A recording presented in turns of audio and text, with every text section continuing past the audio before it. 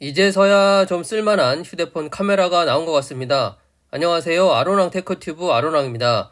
오늘은 샤오미 플래그십 스마트폰 샤오미 13 울트라 언박싱 그리고 간단한 첫인상 후기입니다. 제가 구입한 모델은 12기가 256 스토리지 화이트 색상이고요. 가격은 5,999위안 약 114만원입니다. 우선 기타 구성품이 들어있는 박스가 이렇게 있고요. 그 하단에 휴대폰 본체 있습니다. 그 아래에는 90W 충전기와 케이블 들어있고요. 기타 구성품 박스에는 간단한 설명서, 소개 팜플릿, 그리고 기본 케이스가 있는데요. 기본 케이스는 투명 젤리 케이스가 아닌 플라스틱, 이 검정색으로 들어있습니다. 자, 샤오미 13 울트라 화이트입니다. 그린, 블랙, 화이트 이렇게 세 가지 색상으로 출시가 됐고 휴대폰 후면은 실리콘으로 만든 가죽 패턴 마감입니다. 인조 가죽이긴 하지만 진짜 가죽 같은 느낌이 비슷하게 들고요. 촉감도 꽤 괜찮아요. 이 후면 상단을 가득 채운 카메라입니다. 특이한 건 이 라이카 로고가 가로로 들어가 있네요. 측면을 보시면 전면 엣지 디스플레이 그리고 후면 이 가죽 패턴 마감된 부분이 한 겹 더 붙어 있는 것처럼 되어 있는데 측면 알루미늄 테두리가 후면까지 어느 정도 들어가 있는 걸 볼 수 있습니다. 이건 휴대폰을 실제로 만져보니까 그립감을 위해서 이렇게 한 것 같아요. 그리고 만일 이 가죽 패턴 마감을 측면 끝까지 했을 경우에는 시간이 지나면서 내구성에 문제가 생길 수도 있기 때문에 사실 측면에서 후면 넘어가는 이 모서리 부분 손이 가장 많이 닿는 곳이잖아요. 그래서 여러 가지로 고려한 디자인인 것 같습니다. 하단은 이렇게 생겼는데요. 유심 트레이, 마이크, USB 단자와 스피커 있습니다. 일단 그립감 자체는 나쁘지 않습니다. 갤럭시 S23 울트라와 비교해보면 폭이 좀 좁은 편이라 한 손으로 사용하기엔 오히려 좀 더 괜찮았고요. 카메라가 위쪽으로 쏠려 있고 무게도 227g이라 무겁지 않을까 싶었는데 의외로 무게중심은 꽤 잘 잡혀 있는 편입니다. 부담될 정도는 확실히 아닌 것 같아요. 다만 한 손으로 휴대폰을 이렇게 잡으면 자연스럽게 후면 카툭티 모서리 쪽에 이 검지 부분이 닿게 되는데 이게 어떨 때는 안정감 있고 편합니다. 근데 카메라가 커서 그 하단 부분이 상대적으로 짧아졌거든요. 그러니까 아래쪽으로 휴대폰을 잡으면 뭔가 좀 불안하다 이런 느낌이 있어요. 아무튼 디자인은 개인적으로 좀 아쉬운 편인데 의도는 충분히 알겠습니다. 카메라 섬에 라이카 로고도 가로로 넣었고 가죽 패턴 마감도 기기에 덧붙인 것처럼 했고 그래서 이 뒷모습만 보면 이건 카메라야 라는 인상을 주고 싶었던 것 같은데 근데 뭐랄까요, 좀 고급진 느낌이 없어요. 어떻게 보면 장난감 같이 보이기도 하고 디자인만 좀 잘했으면 좋았을 텐데 생각이 드네요. 의도만큼 실기기에서 표현이 안 된 그런 느낌이 많이 듭니다. 자, 디자인 쪽은 그렇고 가장 궁금한 건 카메라 성능인데 며칠 사용해본 결과 상당히 괜찮네요. 제가 중국 플래그십 스마트폰은 추천해드린 적이 한 번도 없는데요. 성능을 떠나서 직구하기엔 가성비가 워낙에 안 좋기 때문에 그런데 만일 이 카메라 성능이 아주 괜찮은 안드로이드 서브 휴대폰을 찾고 계신다고 하면 샤오미 13 울트라 이번엔 추천드릴 수 있을 것 같습니다.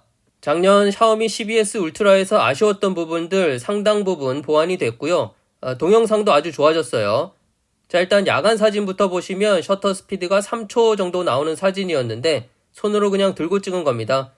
굳이 확대를 안 해도 확인이 되죠. S23 울트라 카메라 리뷰는 별도로 또 준비하겠습니다만 굉장히 좋아졌다고는 하는데 글쎄요, 기대에 못 미치는 좀 많이 아쉬운 편이에요.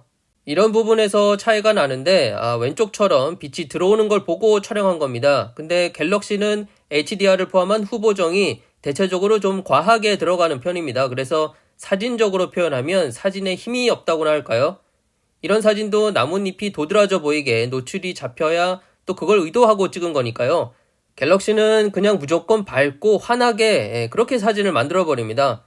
실제 컬러 표현이나 화이트 밸런스도 샤오미 13 울트라가 더 정확했는데 그래서 생화를 찍어보면 이게 생화처럼 보이고 안 보이고의 차이가 드러나죠.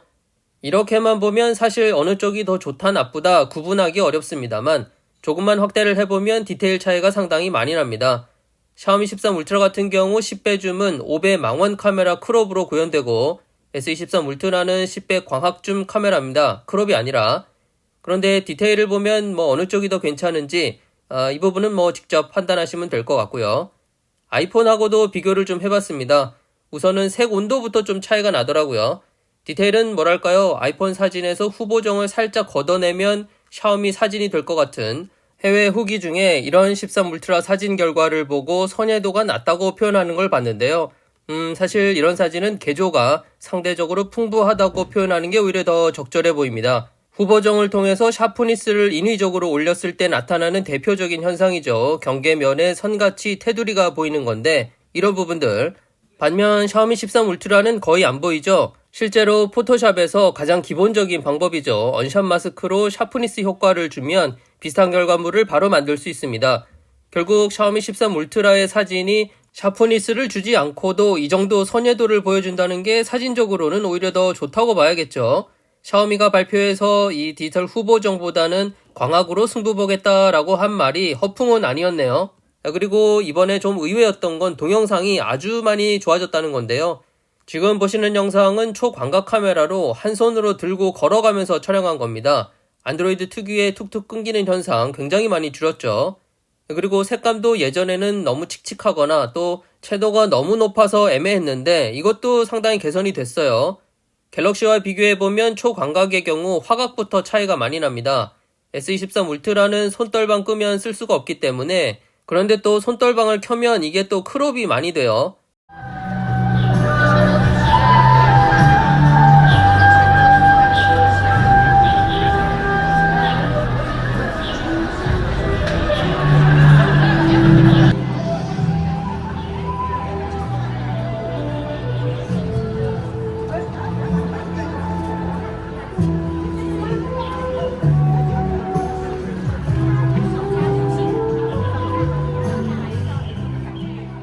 줌 같은 경우 2배, 3.2배, 5배까지는 빠릿하고 구도에 큰 변화 없이 조정이 되는 편이고요. 10배 줌은 5배 망원 카메라 크롭으로 이런 식으로.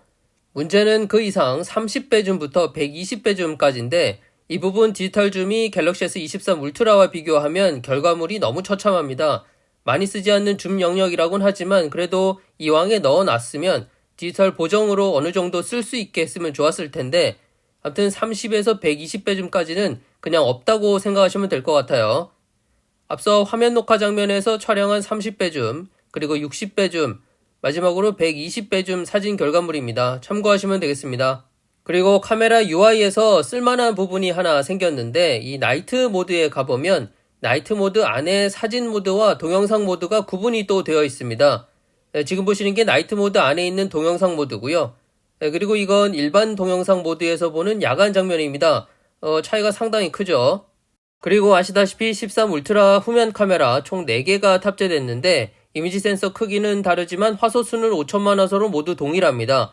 그래서 메뉴에 보면 5000만 화소 옵션에서 4개 카메라 모두 선택이 가능하게 되어 있고요. 참고로 갤럭시 S23 울트라 같은 경우 5000만 화소와 2억 화소 옵션 촬영은 이 메인 광각 카메라만 사용할 수 있죠.